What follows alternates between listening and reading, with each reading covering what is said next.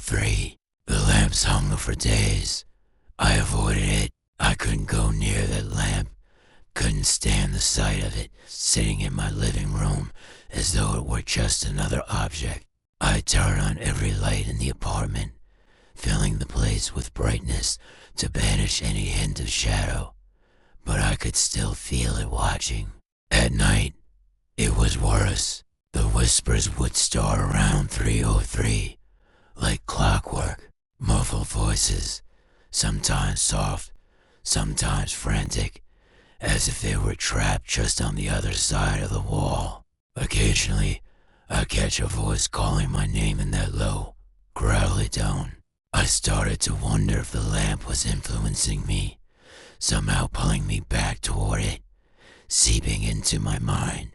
I'd be washing dishes or brushing my teeth, and suddenly I'd find myself standing in the living room, staring at the lamp without realizing how I'd gotten there. One night, after a long, sleepless stretch, I couldn't resist any longer.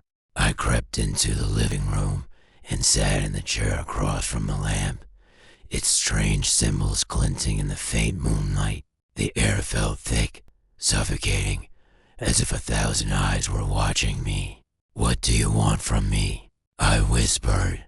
The lamp seemed to flicker, even though it wasn't on, and I could swear the symbols twisted in response. I reached out hesitantly, my hand trembling, and brushed my fingers against its surface. A cold shock ran through me, and suddenly I wasn't in my apartment anymore.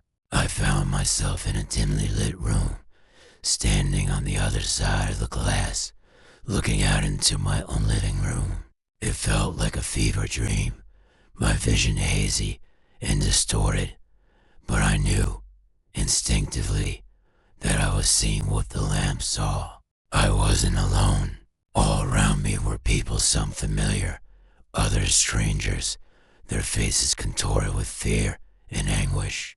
They were reaching toward me, toward the glass, their mouths open in silent screams, their eyes hollow and bleeding, their hands pressed against the glass, fingers clawing desperately as though they could break free. But no sound escaped. Then I saw him, the older man from before, the one whose face had burned itself into my memory, stood at the center of the crowd.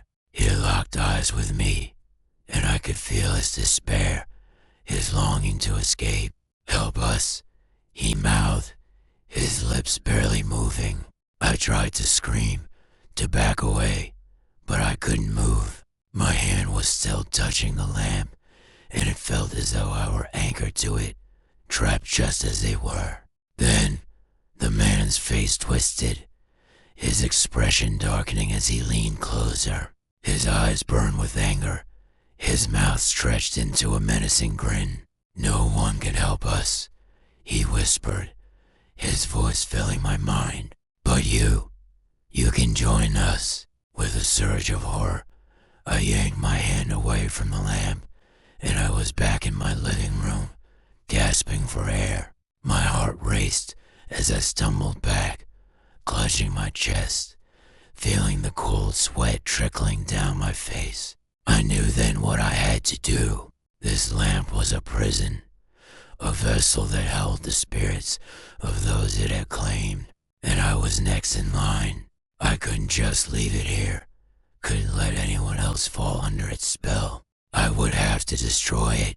But the whispers, they'd grown louder, more urgent, and as I stared at the lamp, its symbols glinting like mocking eyes in the darkness, I realized it wouldn't let me go so easily. And part of me, a part I couldn't quite explain, wasn't sure if I even wanted to leave it behind.